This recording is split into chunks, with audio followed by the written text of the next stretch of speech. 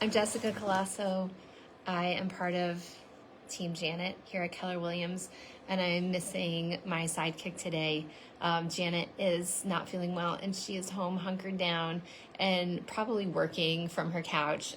So this is my stand-in today, my Team Janet. This would be my Janet. Hi, Janet. How are you doing? Just doing good. Let's do well. Anyway, rather than do a whole live like we usually do, I just wanted to pop on really quick, say hello.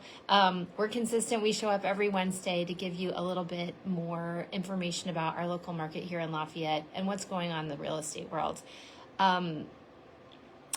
If my Janet was here with me today, we were planning to talk about estate planning. It's never really a fun thing to start thinking about what happens to your family home once someone passes on.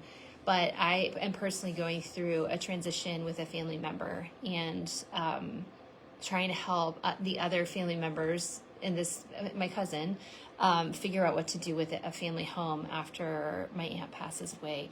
And it's just made me realize a couple of things. You're really vulnerable. I don't know if you've been around town and you've seen those, like, I'll buy your house for cash signs. Not all of those people are terrible people. They provide solutions for people in tricky situations, but sometimes they can be very predatory and they count on you being tired.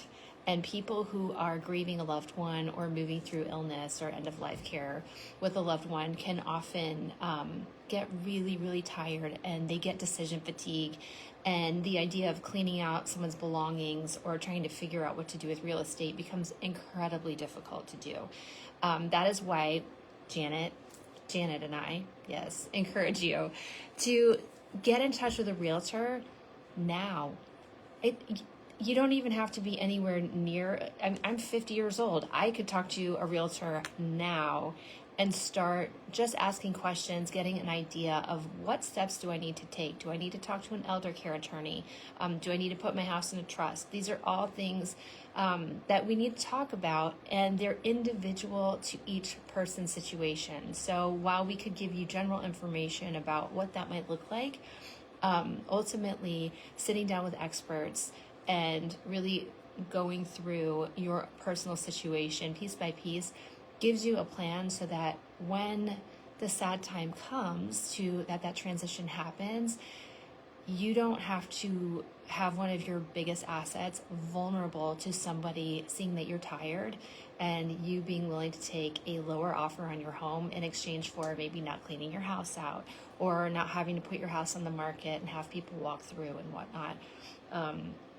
These are things that we can help you take care of if you call us beforehand.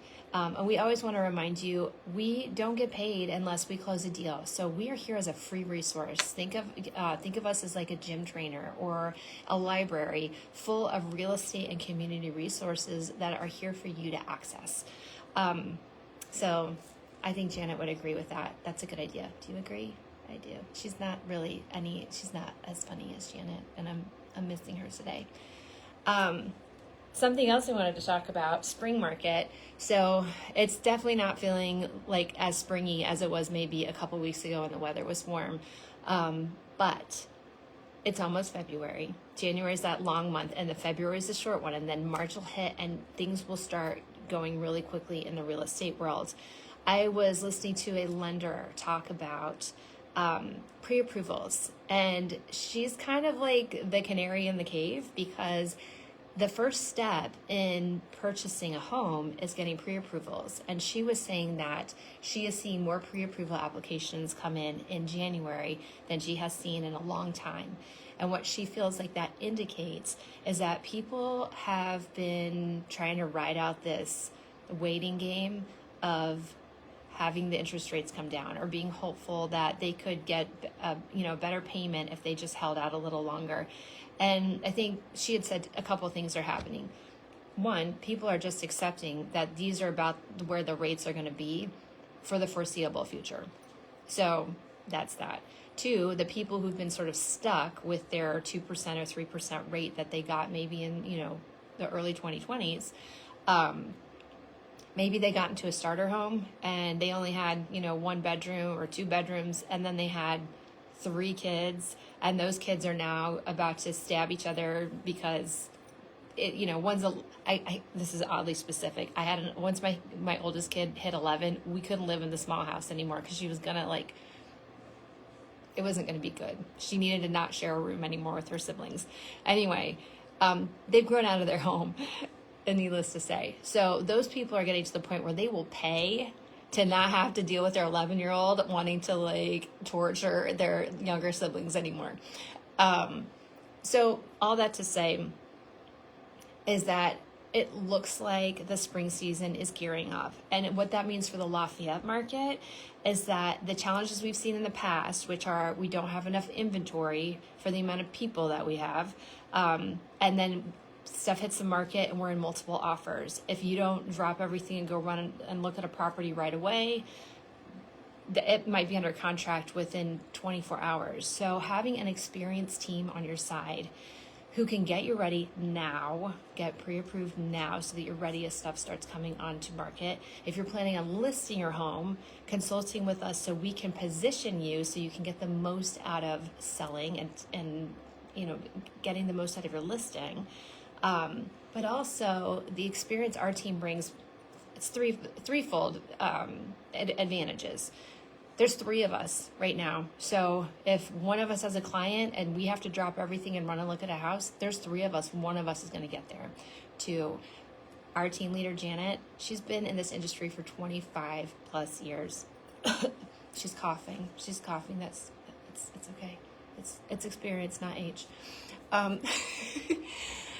She has navigated these kind of crazy markets for many, many years. And that means our team has strategies and techniques that will help you position yourself in a strong way so that when you're putting an offer in against 4, 5, 6 other people, you're putting in the strongest offer possible because we have that experience. So all that to say, call us now. Let's get you set up. It's January, February. It doesn't take long to get pre-approved. And then as things start coming onto market, as they are starting to come on more and more, we're seeing that in these weeks, you'll be ready to go. All right, finally. We always talk about a little bit about local stuff. And this week was a big sports week. Janet wore her, I don't want to out her, but she wore Miami colors on Monday. She did. I was neutral. We both bleed black and gold. I yielded the fields. I was happy for my friends. Janet was also happy for her friends, but she did find some orange and green in her closet to wear. I have to say, I need to know more about people's opinion on the Big Ten.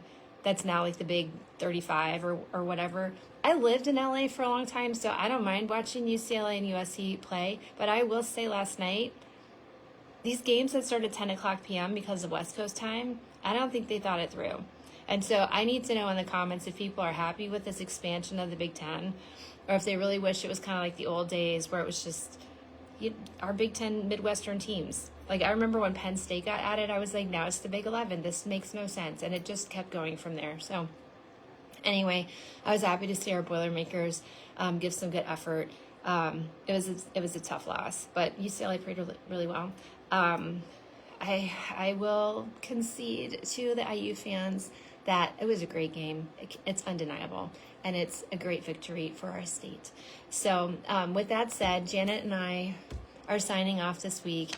We're here for all your real estate questions. We'll be back next Wednesday with our Hump Day Housing highlights, except Janet won't be a fluffy flamingo pen. She'll be back here, hopefully feeling much, much better. And we're excited just to take on the spring. Have a great day. Bye.